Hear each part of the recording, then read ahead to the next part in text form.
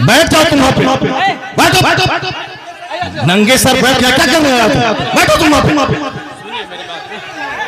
मेरी बात सुन। क्या तुम्हारी बात सुनो? बैठो तुम, क्या बैठे?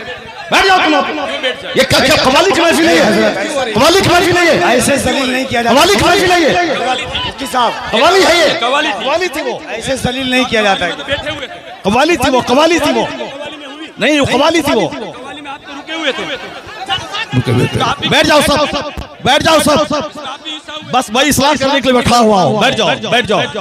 नहीं वो गलत है, जो कुछ हुआ वो गलत है, जो कुछ हुआ वो गलत है, जो कुछ हुआ वो गलत है, नहीं है। हाँ हाँ, क्या यहाँ को नाच को सुनना चाहता है वो? नाच को सुनेगा वो, नाच को सुनेगा, नाच को सुनाओ। दीनी मजलिस में नाच कराओगे तुम? बैठ बैठ।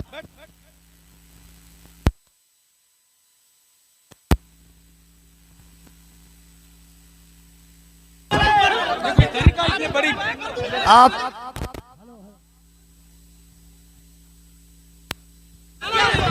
हेलो हेलो, जब मुफ्ती साहब को मालूम था कि शब्बीर बरकाती आ रहे हैं तो मुफ्ती साहब को आना ही नहीं चाहिए था, यहाँ आना ही नहीं चाहिए था। आपको ऐसे जलील नहीं किया जाता मुफ्ती साहब, ऐसे जलील नहीं किया जाता है किसी को, ये इस्लाम नहीं है। नहीं मुफ्ती साहब, मैं भी जलसा पढ़ रहा हूँ, ऐसे जलील एक मेहमान को इस तरह जलील नहीं किया जाता है, ये कोई मुआवजा नहीं है। आप जान रहे थे कि शब्बीर आ रहा है। हजरत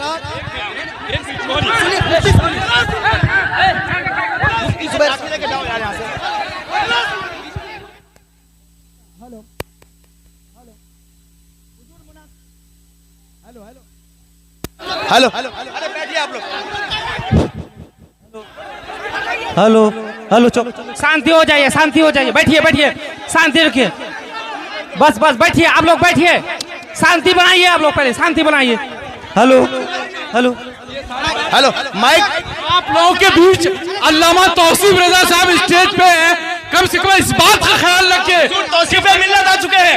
नारे तकबीर, नारे रिसालत, आमद हुजूर तौसीफ मिल्लत, आमद हुजूर तौसीफ मिल्लत, नबी आला हजरत शहजादे हुजूर रेहाने मिल्लत, इश्क मोहब्बत। जो कुछ हुआ हम इससे बरी हैं। कल मत कहना कि मौलाना शहरियार बैठे हुए थे उनके सामने मुजरा हुआ, ये क्या चीज है?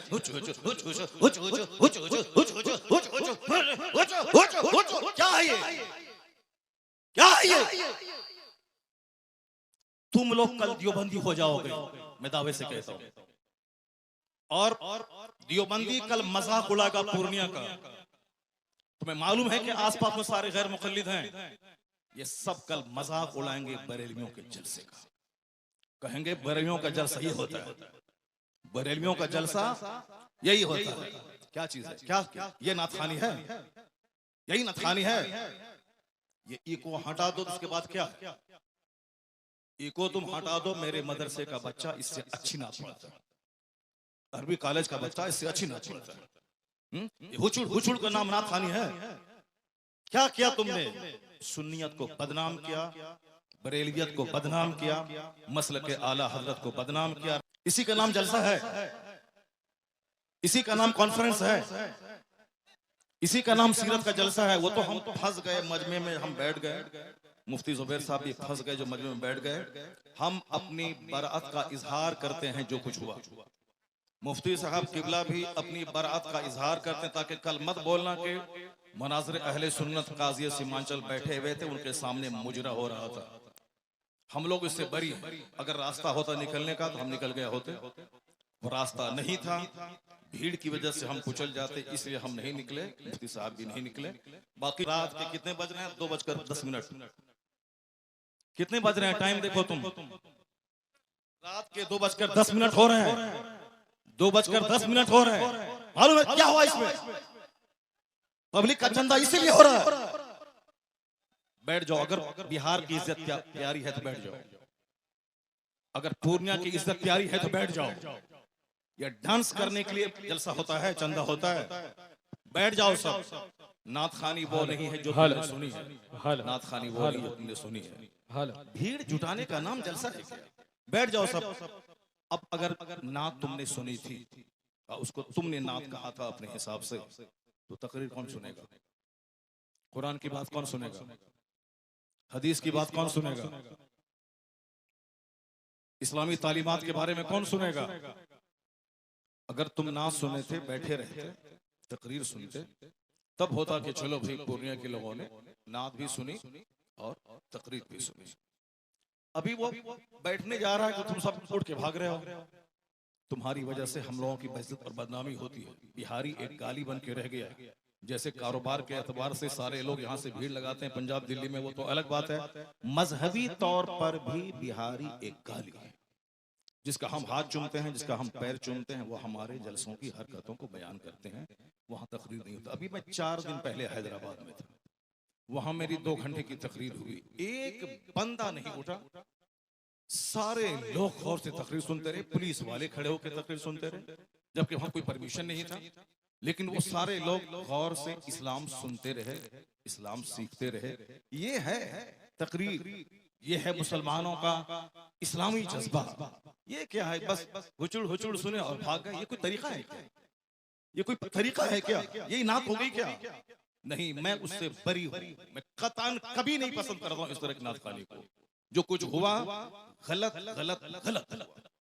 अब अगर जरा भी गैरत मौजूद है तो बैठ करके थोड़ी देर तकरीर सुन लो, कुरान हदीस की बात सुन लो जरा के बाद। और जो सारे लोग जोर से बोले दरूशी पढ़े, अल्लाहुम्मा सल्ली अला सय्यदना व मौलाना मुहम्मदिन मअदनिल जूद वल करम व आलिहि व बारिक व सल्लिम सलातन व सलामन अलैका या रसूलल्लाह। इस तरह की मजलिसों से जब कुरान पाक की तिलावत होगी, कुरान पाक की तिलावत होनी चाहिए 1 घंटा, ताकि मुसलमानों का सीना हिल जाए, इनकी आंखें आंसू बहाएं।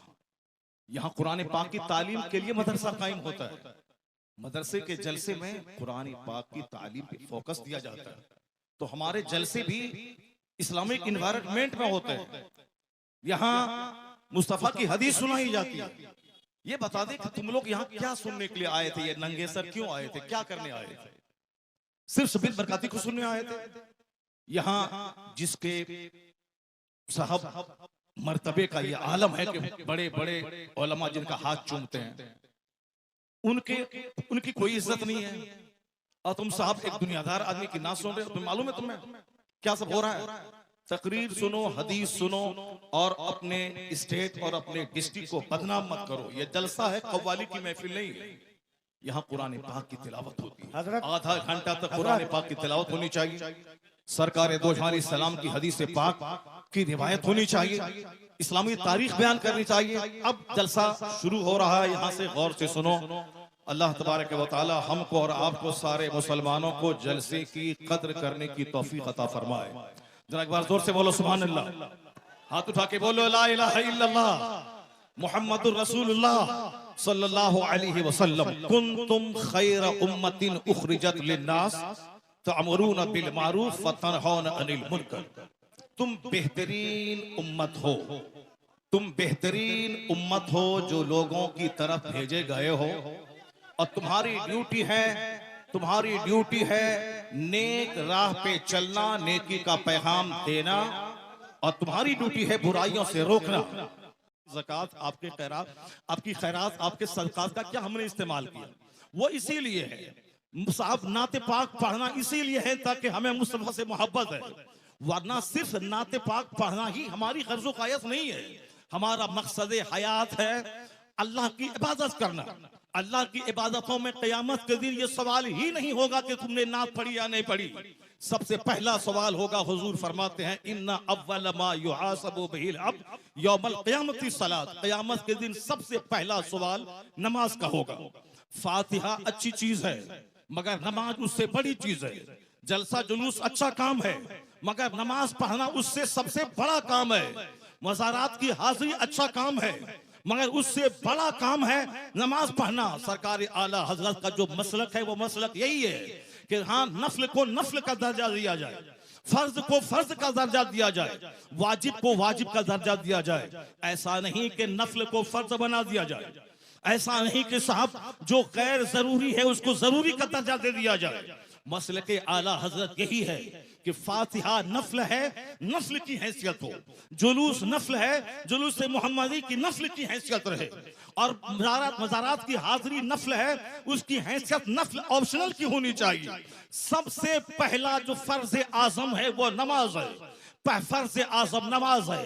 दूसरा सबसे बड़ा फर्ज व रोजा है। एक फर्ज आजम ज़कात है, एक फर्ज हज है। ये बेसिक चीजें हैं। कयामत के दिन सवाल नमाज का होगा, कयामत के दिन सवाल रोजे का होगा, कयामत के दिन सवाल हज का होगा, कयामत के दिन सवाल ज़कात का होगा, कयामत के दिन सवाल अखलाक का होगा, कयामत के दिन सवाल फराइज़ व वाजिबात का होगा। नवाफिल का सवाल नहीं होगा। अगर नवाफिल फर्ज के साथ मिल जाएं तो फिर उसका दर्जा और बुलंद हो जाएगा। लेकिन फर्ज को छोड़कर नफल बेवजन है, फर्ज को छोड़कर नफल खसो खाशात की तरह है। तो जो कहता है कि फातिहा हराम है वो मिसगाइड है। जो कहता है कि जुलूस मोहम्मदी हराम है वो गुमराह है। जो कहता है कि औलिया और सालिहीन के आस्थाने पे जाना जरूरी नहीं है, फर्ज वाजिब नहीं है, वह जाना गुनाह है, नाजायज है, वो भी गुमराह है। और जो ये कहता है कि सिर्फ नमाज पढ़ें, दरगाहों पे जाना नहीं, वो भी मिसगाइड है। और जो ये कहता हो कि सिर्फ फातिहा पढ़ें, नमाज जरूरी नहीं है, सिर्फ जलसा करें, नमाज जरूरी नहीं है, सिर्फ नात पढ़ें, नमाज जरूरी नहीं है, सिर्फ साहब कव्वाली करें, नमाज जरूरी नहीं है, वो भी मिसगाइड है। बीच का रास्ता है मसलके एतदाल और मसलके आला हजरत के पहले फर्ज अदा होगा, फिर नफल अदा होगा। यहाँ नमाज भी अदा होगी, नियाज भी अदा की जाएगी, नमाज भी पढ़ी जाएगी, मज़ारात पे हाजिरी भी होगी, नमाज भी पढ़ी जाएगी, जुलूस मोहम्मदी भी निकाला जाएगा। ये फर्ज और नफल या दोनों मिलकर सीधा रास्ता जन्नतुल फिरदौस लेके जाएगा। नारे यही मसलक आला तकबीर, हजरत है। नारे रिसालत, यही मसलक आला हजरत है। इसी का नाम मसलक अहले सुन्नत व जमात है। कल कोई बदअकीदा ये नहीं बोले कि इतने रुपए बड़ा जलसा हुआ, नमाज की बात नहीं हुई। मैं नमाज की वकालत करता हूं कि नमाज के बगैर जलसा बेवजन है, नमाज के बगैर फातिहा बेवजन है, नमाज के बगैर साहब जुलूस मोहम्मदी बेवजन है। इसलिए कि कोई नफल कबूल नहीं होता। आला हजरत ने लिखा है जब तक के फर्ज न अदा हो। 1 करोड़ रुपए की मस्जिद कोई तामीर करे ये नफल है, और ज़कात का 100 रुपया अगर किसी पे फर्ज है तो वो फर्ज है। आला हजरत फाज़िल बरेलवी लिखते हैं कि जब तक वो ज़कात अदा नहीं होगी कोई नफल खैरात काबिल कबूल नहीं होगा। इसका मतलब ये निकला कि जलसा नहीं होगा, ऐसा नहीं, जलसा भी होगा। नमाज पहले होगी, जलसा बाद में होगा। नमाज पहले होगी, फातिहा बाद में होगी। नमाज पहले होगी, नात बाद में पढ़ी जाएगी। आला हजरत से किसी ने पूछा था, हुजूर रमजान में तरावी की नमाज सुनाता हूँ, पढ़ाता हूँ, तरावी पढ़ाता हूँ, रमजान में रोजे रखता हूँ, कुरान शरीफ की तिलावत करनी पड़ती है, क्या मैं रोजा छोड़ सकता हूँ? आला हजरत ने कितना अच्छा जवाब दिया। कहा बहुत सारे लोग हैं जो रोजा भी रखते हैं और कुरान पाक भी सुनाते हैं। अलबत्ता रही बात कि जो कुरान रोजा रख कर कुरान नहीं सुना सकता है, उसको मालूम होना चाहिए कि तरावी की नमाज फर्ज नहीं है, तरावी की नमाज वाजिब भी वित्र की तरह नहीं है, तरावी की नमाज सुन्नत मुअक्कदा है। अगर किसी ने पढ़ा तो फर्ज छोड़ने के बराबर, किसी ने नहीं पढ़ा फर्ज छोड़ने के बराबर गुनाह नहीं होगा। जमात से नमाज पढ़ना ये क्या है, मुअक्कदा अल किफाया है।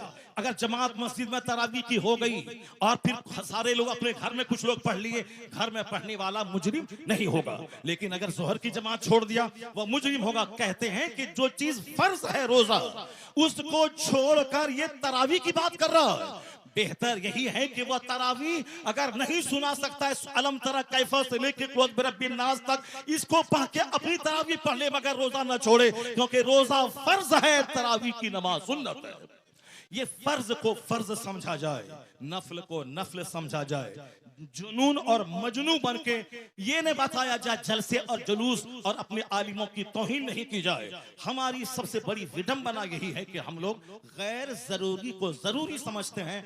अल्लाह पर विश्वास करें, अल्लाह रब्बुल इज्जत ही इज्जत देने वाला, वही बंदों को जलील करने वाला, वही मदरसों को तरक्की देने वाला, वही लोगों के दिलों में अल्लाह ही मोहब्बत डालने वाला है। बेशुमार लोगों ने बड़े बड़े जलसे किए, मदरसे में तालीम नहीं हुई, वह मदरसा उजड़ गया। मैंने मुख्तसर सी जिंदगी में इसको देखा है। लेकिन जिन लोगों ने मेहनतें की, 5 साल के बाद जलसा किया, और अगर अच्छे अच्छे आलिम, अच्छे हुफ्फाज उन्होंने दिया, उसके पास बच्चों के रखने की जगह नहीं है, इतने बच्चे हैं कि वो रख नहीं सकता है। असल क्वालिटी इल्म की है, असल क्वालिटी है आप बच्चों को अच्छी तालीम दीजिए, एजुकेशन दीजिए, न कि बहुत बड़ी भीड़ भाड़ जुटा करके और अपने मदरसे को फरोग दिए। मदरसा फरोग पाता है इल्म से। मैं तमाम सुन्नी मदारिस के लोग जिम्मेदारों से कहता हूं, तालीम पे फोकस दें, दरसगाह पे फोकस दें, अच्छे आलिम को रखें, अच्छे उफाज को रखें। अगर एक बच्चा फारिग हुआ, अगर सही ढंग से कुरान सुनाया, तो सारे लोग यही कहेंगे ये बता दे तू किस मदरसे में पढ़ा है, वो तेरा उस्ताद कौन है। यानी वही एक बच्चा आपका सबसे बड़ा प्रचारक हो जाएगा, वही एक बच्चा आपके मदरसे की खूबियों को दूसरों के सामने एग्जीबिशन करने वाला एक जबरदस्त अलमबरदार हो जाएगा। आपने 10 बच्चों को आपने निकाल दिया और क्वालिटी उसमें नहीं है, वह जहां भी जाएंगे मदरसों को बदनाम करेंगे कि किस उस्ताद ने तुझको पढ़ाया है, किस मदरसे में तुमने पढ़ाया है। क्वालिटी पे जोर देना। बस आखिरी बात सुन ले, अभी मुसलमानों के चेहरे पे हवाइयां उड़ रही हैं कि हमारा मुस्तकबिल कैसा है, हमारा फ्यूचर कैसा है, हमारा आने वाला दिन कैसा है। आपको मैं यकीन दिलाता हूं कि इस्लाम का आने वाला दिन इतना सुनहरा है कि कोई दिन ऐसा नहीं गुजरता जिस दिन कोई पढ़ा लिखा आदमी कलमा पढ़ के मुस्तफा का गुलाम न बनता हो।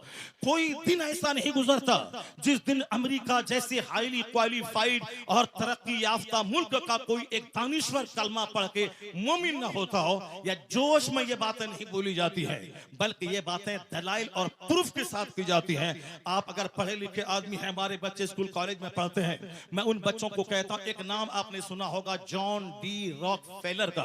हमारे शेख बैठे हुए हैं, शेख का दौरा लंदन होता है, हमारे हजरत का दौरा अमेरिका होता है, हमारे हजरत का दौरा अफ्रीका होता है। वह सारी दुनिया के हालात से बाखबर है। मैं अपने शेख को कहता हूं कि जॉन डी रॉकफेलर वह दुनिया का सबसे पहला अरबपति।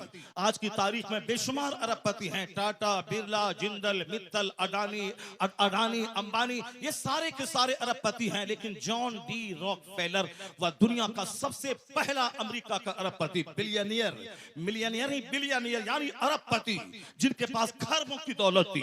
53 साल की उम्र में वो खरबपति बीमार हो गया। बीमार होने के बाद अब उनको लगा कि अब जैसे कि मैं मर जाऊंगा, जब मर ही जाऊंगा।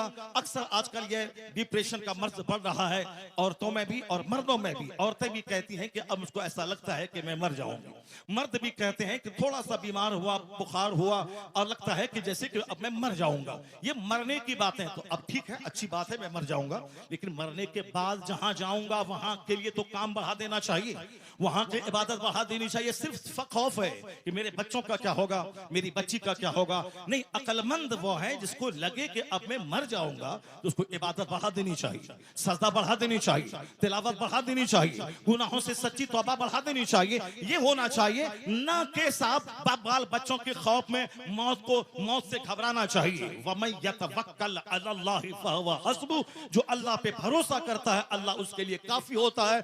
कुरान में आया है, ला तक़तुलू औलादकुम खश्यता इमलाक, गरीबी के डर से बच्चों को कत्ल मत करो, मैं तुझे भी रोजी देता हूं, तेरे बच्चों को भी रोजी दूंगा।